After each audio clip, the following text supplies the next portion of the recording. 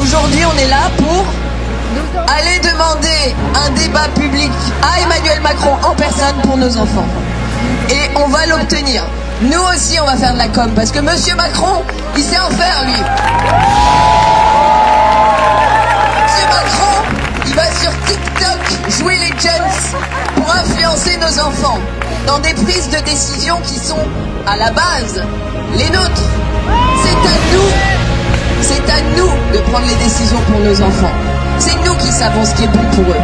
C'est certainement pas une personne extérieure qui ne les a pas portés, ne les a pas mis au monde, ne les a pas veillés. C'est nous qui faisons ça.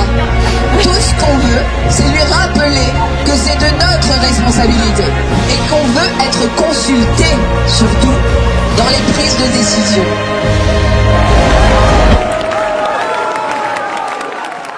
Bonjour et bienvenue dans le numéro 78 de Jaf ta mère, l'émission de la famille contemporaine sur RLP 102.3 FM dans le Périgord. Aujourd'hui, une émission d'actualité chargée avec, comme vous venez de l'entendre, le discours de Roxane, fondatrice des Mamans Louves, lors de la manifestation de la semaine dernière, le 4 novembre, quand elle est allée remettre son courrier des mamans au président de la République.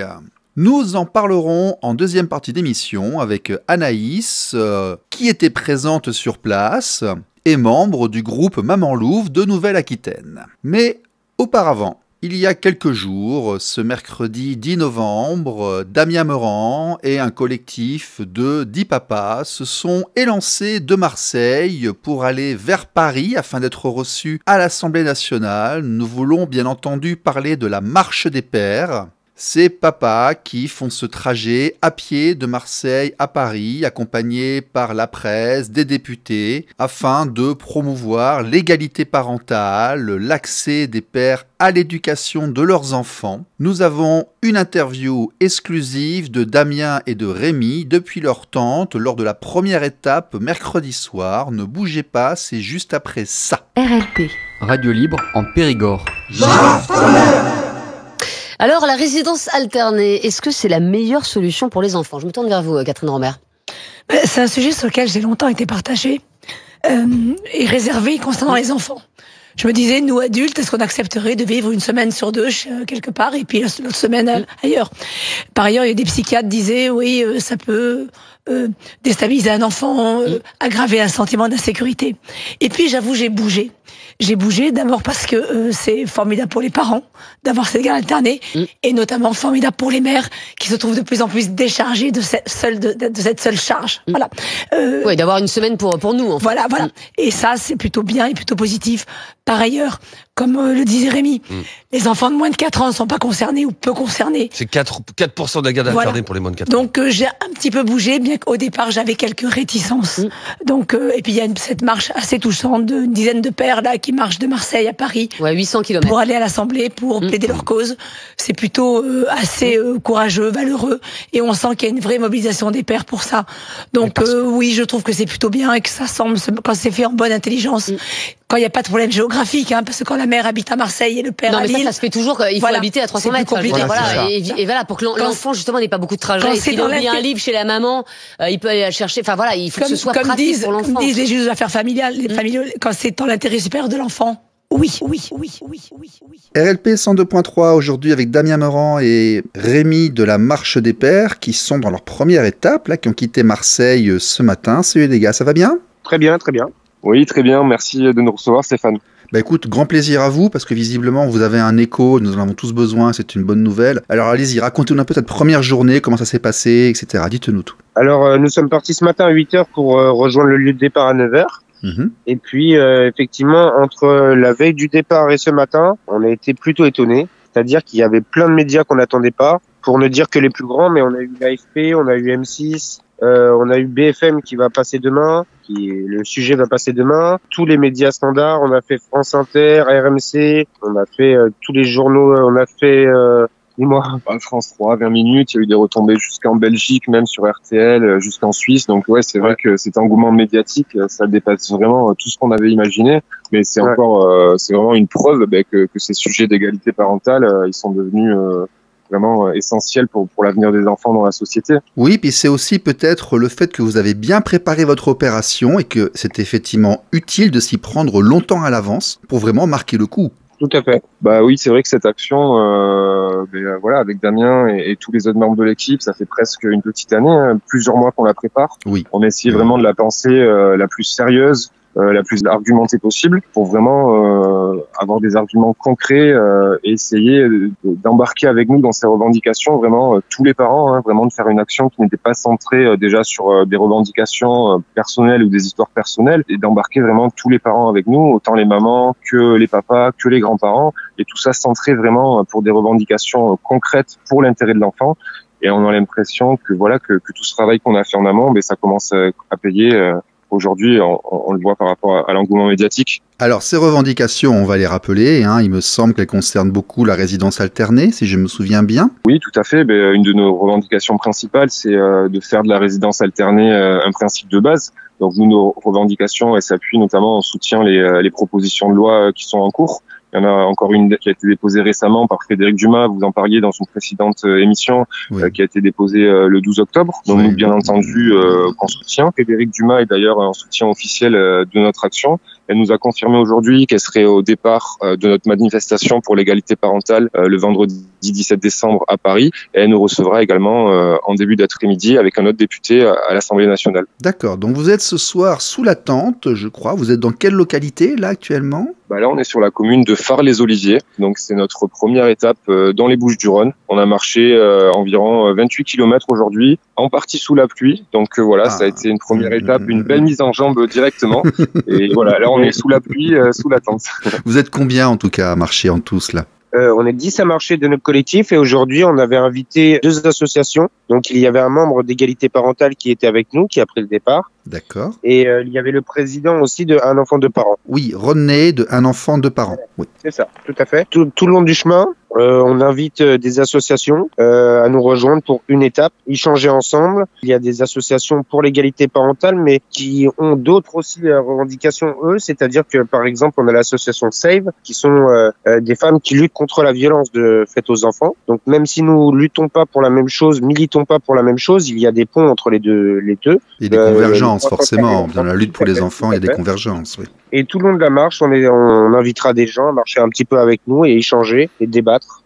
Voilà. D'accord, donc 10 personnes qui font le trajet de Marseille à Paris et des partenaires qui viennent vous accompagner en partie sur telle ou telle étape. Exactement. Et pas que des partenaires d'ailleurs, puisque dès vendredi, donc vendredi 12 novembre, il y a la députée du Vaucluse qui est également un des soutiens de l'action, donc Souad Zitouni, qui vient nous rejoindre sur une étape le matin elle a convié des journalistes. Elle va faire quelques kilomètres symboliques avec nous et les journalistes, certains vont revenir sur ce départ pour avoir aussi une vision et un discours de parlementaire. D'accord. Donc, en fait, quel discours est-ce que vous tenez actuellement aux médias ? Vous avez parlé de résidence alternée. Je sais que Damien nous avait expliqué qu'il luttait aussi contre qu'on donne plus d'importance à ces mesures d'éloignement géographique, à ces enfants qui ne sont pas remis alors qu'on a un droit de visite quand il n'est pas respecté, ce genre de choses. Vous êtes tous les 10 concernés par ça ?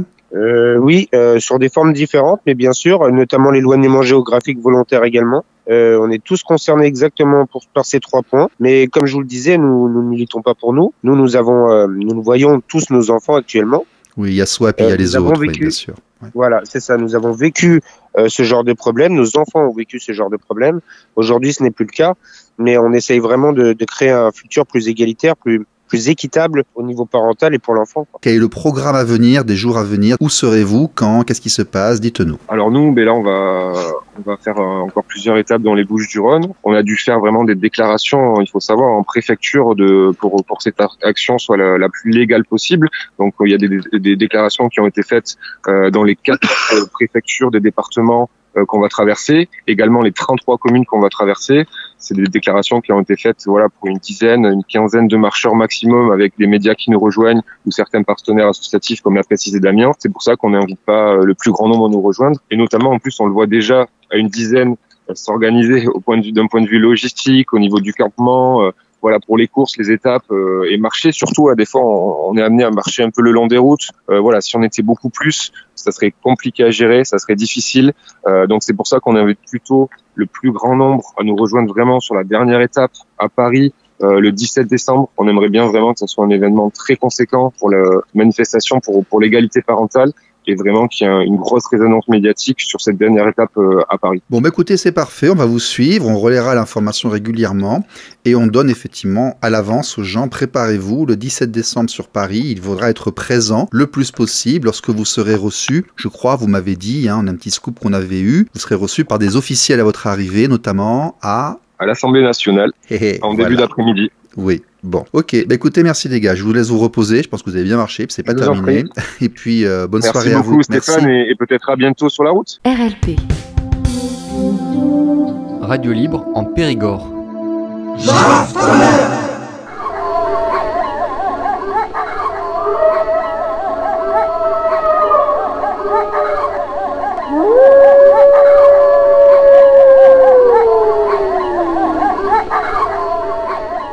RLP 102.3, aujourd'hui avec Anaïs des Mamans Louves du groupe Nouvelle-Aquitaine. Anaïs qui était avec Adélaïde et Roxane le 4 novembre dernier à Paris. Anaïs, bonjour, vous allez bien ? Oui, merci, bonjour, très bien, merci, et vous ? Écoutez, c'est parfait. Est-ce que vous pouvez nous expliquer un petit peu ce qui s'est passé exactement la semaine dernière ? Alors, la semaine dernière avait lieu un rassemblement d'un mouvement qui vient de se créer, qui s'appelle les Mamans Louves. C'était au niveau de Place de la Madeleine. D'accord. Et donc, on s'était rassemblés en fait en soutien du mouvement qui s'est créé, qui a été fondé par Roxane. Et ce mouvement, en fait, rassemble des mamans. Ça n'exclut pas du tout les papas, mais c'est vrai que pour être, disons, représenter une symbolique et être plus stratégique dans notre façon de communiquer, on a décidé que ce mouvement regrouperait essentiellement des mamans. D'accord. Pour l'instant. D'accord. Donc, défendre l'autorité parentale, l'éducation des enfants, tout ça, c'est ça à peu près ?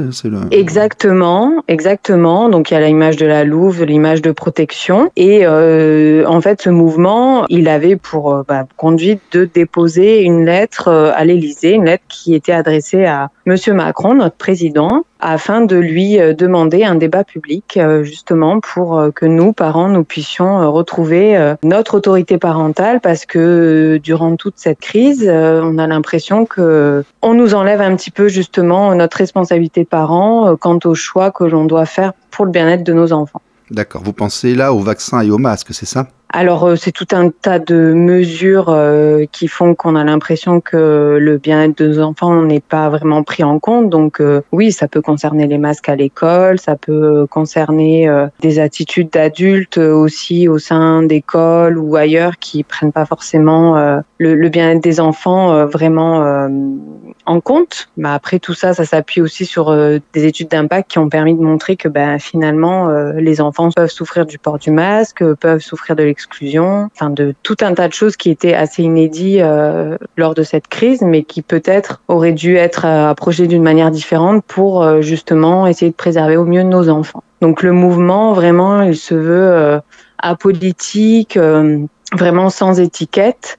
Et justement, Roxane et toute son équipe essayent de veiller à ça pour que ce mouvement puisse prendre de l'ampleur et fédérer un maximum de parents, de mamans, et qu'on puisse porter notre voix vraiment au plus proche de l'État pour qu'on nous écoute et qu'ensuite peut-être un petit comité puisse émerger afin de vraiment être en vigilance sur ce qui sera adopté pour nos enfants par la suite. D'accord, donc voilà. La semaine dernière vous étiez donc Place de la Madeleine à Paris. Qu'est-ce qui s'est passé exactement ? Alors, le mouvement il a émergé vraiment rapidement. Il y a eu un appel pour que des mamans puissent venir en soutien à Paris lors de ce dépôt de lettres. Donc ce qui s'est passé, c'est que les mamans qui avaient décidé d'y aller sont venues spontanément et on s'est retrouvés. Et on a pu échanger sur la stratégie qui était mise en place justement par rapport à ce courrier et ce qu'on attendait de ce courrier. Et ensuite, comme on n'avait pas l'autorisation de bouger, c'était plutôt un rassemblement statique. Seule Roxane a pu aller porter la lettre à l'Élysée, accompagnée des renseignements généraux. Et nous, on était en attente. On a attendu. Après, il y a eu des petites choses qui ne sont pas passées comme prévu, malheureusement. Mais dans l'ensemble, je pense que la mission que Roxane et son équipe s'étaient donnée, elle a été accomplie. Et maintenant, on attend. On attend. Moi, j'ai vu des images, par contre, sur la fin de la manifestation de la semaine dernière, où il y avait un peu de violence de la part des forces de l'ordre quand même. Qu'est-ce qui s'est passé ? Alors, ce qui s'est passé, c'est que justement, Roxane était seule habilitée à aller à se rendre à l'Élysée. Et je pense que dans la précipitation, des mamans l'ont suivie, donc on traversait la route finalement. Et de là, les forces de police étaient de l'autre côté justement pour faire ligne et pour faire en sorte qu'il n'y ait pas de passage du mouvement. Donc les mamans étaient stoppées et moi je vous avoue que pour le coup moi je n'ai pas traversé la route parce que je me doutais bien que ça ne passerait pas. On n'est pas en province, on sait que ils sont plus tendus à Paris. Les forces de l'ordre ne réagissent pas comme les forces de l'ordre de province. Non, Périgueux c'est calme. Donc moi je n'ai pas vu ce qui s'est passé. J'ai vu les images aussi comme tout le monde, mais je n'ai pas vu ce qui s'est passé. J'ai juste vu que des mamans forçaient la ligne de police et que la police a répliqué comme ils ont l'habitude de répliquer. Malheureusement. Dans les manifs, donc il y a eu du gazage et les mamans étaient repoussées et sommées de repasser sur l'autre côté du trottoir. D'accord. Donc voilà. Après, j'ai pas plus d'informations. Je sais que c'est regrettable. Et les grands cris sur des femmes, sur des mamans qui voulaient apporter un courrier puis qui se sont peut-être un petit peu emballées. Bien. Voilà. Bon, vous allez bien, ça va ? Oui, très bien. Vous n'avez pas été touché, vous, d'accord. Ouais. Non, pas du tout. On attend toujours une réponse de notre président, mais bon, vu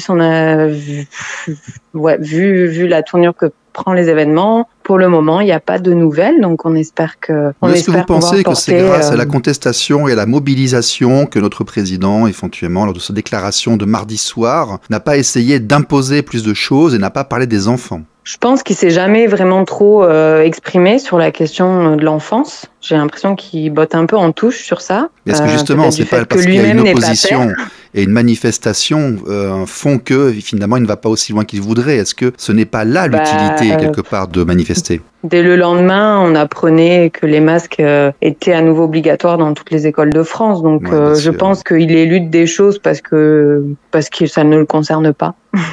Tout simplement.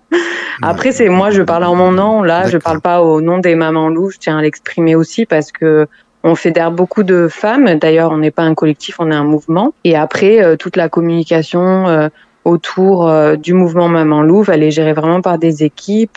Et c'est important de le rappeler, même pour toutes les mamans qui nous écoutent. Vous pouvez venir vous fédérer et être là en soutien. Ça nous permet de nous rencontrer, de nous sentir plus fortes et d'essayer d'avancer au mieux pour le bien-être de nos enfants. Mais elles tiennent à rester vigilantes au fait que l'image et le nom des mamans louves ne soient pas utilisés pour tout et n'importe quoi, du moins sur des choses dont elles n'auraient pas un œil sur le contenu et le déroulement. Oui. Voilà. Alors, je crois qu'il y a un groupe Telegram et des sous-groupes par région, c'est bien cela ? C'est ça. Donc, elles ont créé, il y a une page Facebook également. Oui. Et ensuite, pour communiquer, ça se fait via le réseau Telegram. Et donc, tout le monde peut y accéder. Je crois que c'est en public. Et ensuite, pour plus de praticité, simplicité, ça part au niveau régional. Et ensuite, peut-être départemental par la suite. On ne sait pas encore. On attend de voir comment les choses se structurent pour pouvoir essayer de répondre au mieux aux attentes et vraiment après partir pour faire d'autres actions, je pense. C'est le but.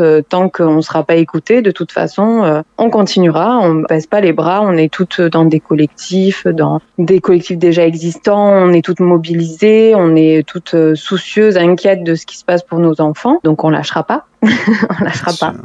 Je comprends. Juste pour savoir, là, il y a du monde, les mamans louves, ça prend. Comment est-ce que les gens vous rejoignent ? Vous êtes combien actuellement ? Alors actuellement, sur le canal principal, donc national, je crois que là, on dépasse les 7000 mamans. Et qui sont venues très vite, qui sont venues en moins d'une semaine, je crois. C'est ça aussi, c'est que ça a pris beaucoup d'ampleur, donc je pense que c'est pour ça que c'est compliqué de les avoir, les filles, là, pour faire justement Et donc oui, non, ça a pris beaucoup d'ampleur. Je pense qu'il y a beaucoup de mamans qui sont déjà sur le terrain, actives, etc., et d'autres qui ne le sont pas, mais qui commencent à vraiment être inquiètes pour ce qui se passe. Donc oui, ça a fédéré déjà beaucoup de monde en peu de temps, et je pense que ça a amené à en fédérer encore plus. Donc c'est pour ça justement que la stratégie et les actions qui vont suivre doivent vraiment être posées, pensées pour pouvoir aboutir vraiment à des résultats. Vraiment maintenant, ce qu'on cherche, c'est ça, c'est des résultats, parce que on a tout fait, tout ce qu'il fallait faire pour essayer de vraiment toucher nos élus pour qu'il y ait vraiment cette cause là de l'enfance qui est la plus importante à nos yeux, pour que ça soit vraiment mis dans le débat public, mais on n'y arrive pas. D'accord. Donc, quelles sont les actions prévues à venir? Qu'est-ce qui va se passer maintenant? Alors les actions prévues à venir, elles sont encore en cours de réflexion. Mais il y a déjà des messages qui sont postés sur Telegram qui appellent les mamans à toujours rester unies et être patientes, parce que justement on sait que ça a pris de l'ampleur d'un coup et on attend qu'il y ait d'autres actions derrière. J'ai vu passer la date du 20 novembre. Il va se passer quelque chose le 20 novembre. Voilà. Donc le 20 novembre, on espère pouvoir à nouveau relayer cette lettre qui a été déposée au président. Après, comme finalement il n'y a rien d'officiel, moi je m'avance pas dessus. Parce que ça va être, pour le moment, ça va être décidé entre toutes les mamans qui participent un petit peu à la structuration là, du groupe. Donc moi, là, je peux pas vraiment m'exprimer dessus, mais oui, il y a une action qui est prévue a priori pour le 20, et on va essayer de la faire le mieux possible pour qu'elle ait, qu'elle retentisse jusqu'à Paris, jusqu'à l'Élysée. Très bien. Encore une fois. Bon, très bien. C'était Anaïs des Mamans Louves de Nouvelle-Aquitaine. Merci beaucoup et nous vous recontacterons. J'espère que nous pourrons vous réentendre lors des prochaines actions. Merci, avec plaisir. Merci, au revoir. Au revoir. RLP. Radio libre en Périgord. Voilà, c'est tout pour aujourd'hui. Nous reviendrons bien évidemment sur la marche des pères. Il est prévu une émission spéciale avec Damien et les marcheurs afin d'aborder de manière plus politique et plus intellectuelle l'étude de leur cause. Nous vous tiendrons également informés de ce mouvement des Mamans Louves qui nous a interpellés parce que, effectivement, il y a convergence et nous estimons, nous aussi, que parfois l'État prend trop de décisions par rapport à l'éducation de nos enfants. C'est aux parents d'éduquer les enfants, ce n'est pas l'État de le faire. N'oubliez pas le groupe Facebook, n'oubliez pas le site internet, à venir également une émission 1 sur 5. Les 2 émissions d'Ambroise Debussy sur l'ouvrage à recommander et extraordinaire, un parricide ordinaire, ont été enregistrées, sont en cours de montage et ne sauraient tarder. Et aussi, je vous réserve une énorme surprise d'ici Noël avec un auteur qui a vendu plus de 5 millions d'exemplaires dans le monde, avec un aperçu extrêmement original des différences hommes-femmes liées sur des théories basées sur l'évolution mais nous en reparlerons ultérieurement. Ne bougez pas, soyez sages, portez-vous bien, tenez-vous bien, et à la semaine prochaine, au revoir.